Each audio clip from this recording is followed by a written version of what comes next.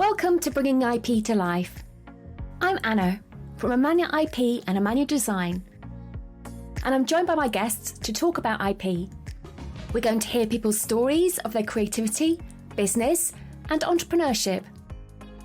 Intellectual property can be a really dull subject until it becomes personal. This is aimed to help see the relevance of IP in everyday life. Welcome to the show. We're joined together by Jiri again. If those of you that joined us from the first show will know that he was giving us some gems from his experience, and we're going back to hear some more. So Jiri, you shared with us various things about things that had gone wrong last time, and here's a little snippet of our conversation today. Just because you have an idea, or just because you think you've created something unique, this doesn't necessarily always mean that it passes the relevant legal tests and that it can be protected and enforced. So thank you, Jiri. And we have another example that you shared with me about a famous fruit company. So go for it. Yeah, so again, still with this firm, still in Prague, still 2012, 2013. And I was involved in advising a client, which is a popular software and hardware technology company. It's a very popular one. I'm sure your listeners and your viewers will be familiar with it. Now, this client has obviously an extensive portfolio of its registered IP. They have a huge portfolio of patents, trademarks, registered designs, and as it happens, they take quite an aggressive approach in enforcing those rights. Now, until 2019, there was a museum in Central Prague, which was essentially an exhibition of a large private collection of the company's products dating from 1976 to 2012. Now, this museum, this private collection, was by no means affiliated with the client, but as it happens, due to its popularity, the client noticed and it wasn't very happy with it, because they felt that their trademarks and their products were used in a way which they had no control over. And thus, as a result, their trademarks were being diluted. So they approached the firm seeking advice on what steps they could have taken in relation to that museum. Wow. So with the advice you gave to the company and all the situation that happened there, what were the things that viewers and listeners can learn from that you advised the company and that they can learn from this scenario? So I think the key takeaway here is that your listeners and your viewers should always seek proper permission to use someone else's IP, even if they're not necessarily damaging the other person's IP.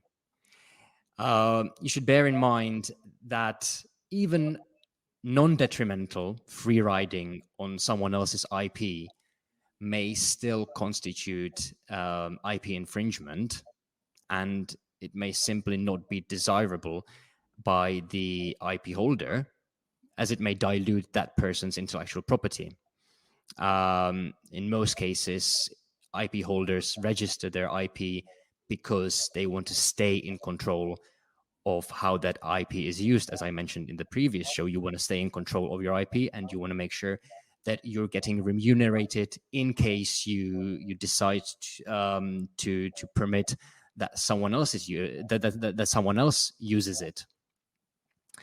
So yeah, as I mentioned, the key takeaway here is that you should always seek proper permission.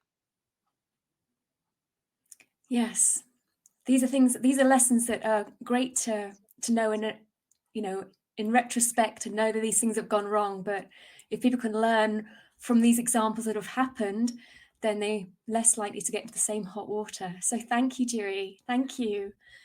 So we have one more question to ask Jiri before we close for the night. Before we hear any more about this, we're just going to have a pause for a second and going to tell you a little something for you to look at if you want to know more about IP. Just take a look at this. If you'd like to know more about intellectual property or IP, check out the Amanya IP website at www.amanyaipcourses.com.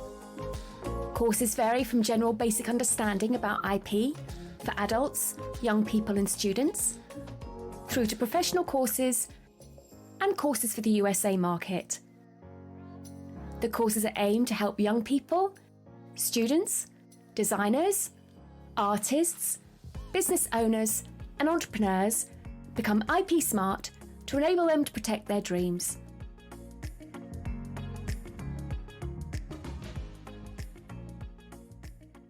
So tell me, Jiri, if you were speaking to your younger self about IP, what would you tell him that you've learned today that you think he would benefit from?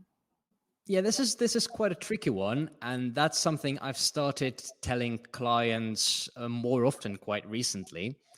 And it's simply the point that you should recognize that not all IP is protectable and enforceable. Now, as a solicitor, as a legal professional, you don't want to be telling clients something that they're not prepared to hear, but that's also part of your job. So back to IP, just because you have an idea or just because you think you've created something unique, this doesn't necessarily always mean that it passes the relevant legal tests and that it can be protected and enforced. Similarly, just because you've registered some design, that doesn't necessarily mean that you can claim exclusivity over the whole category of products. And I have a great example for this. Last time I spoke about being involved in advising this global manufacturer of plastic clogs. Now, I mentioned that this company has a huge portfolio of trademarks and designs, literally covering all of their main product lines. And they're very, very diligent in protecting their IP. And their IP, their registered designs and trademarks, essentially give them exclusivity with respect to those specific designs. However, design registrations do not apply to designs that are merely similar. They only apply to designs that are identical. As a result, this company then cannot prevent other manufacturers from making and selling plastic clogs per se, or plastic clogs of different designs, even if such designs are similar. In other words, they cannot enjoy exclusivity or monopoly over the entire class. And sometimes, unfortunately, clients don't get this right. They think that, if I register this design, then it will grant me rights over the product itself, over the whole class of products. Well, no, that's not necessarily the case. So it's important that you always seek professional advice. Yes. Well, that's the thing, isn't it? You can think you know how this is all protected, but seeking the professional help is where you can get it all clarified and sorted out. So thank you, Jiri. Thank you very much. My pleasure. So I just want to say thank you, Jiri, for joining us today and for the last show as well. It's been a pleasure having you with us. And I don't think this will be the last time we have you on this show. So thank you for the listeners for listening. And we've reached the end of this show. And please make sure that you follow and subscribe so you don't miss the next one. And like it if you've enjoyed the show, and get in touch if there's things you want to know about more. And if you have any questions, get in touch. I'm very happy to hear from you. Next time, we'll be hearing from one of my guests, and we're going to talk about IP in her life and how she protected her own work through intellectual property. So thank you very much, Jiri, for joining us, and we'll see you next time. Until next time. Thank you. Bye. Bye. Thanks for joining us on the show. Like, follow and subscribe to make sure you hear about what's coming up next. You can head over to the website www.amanyaipcourses.com to find out more. See you again soon.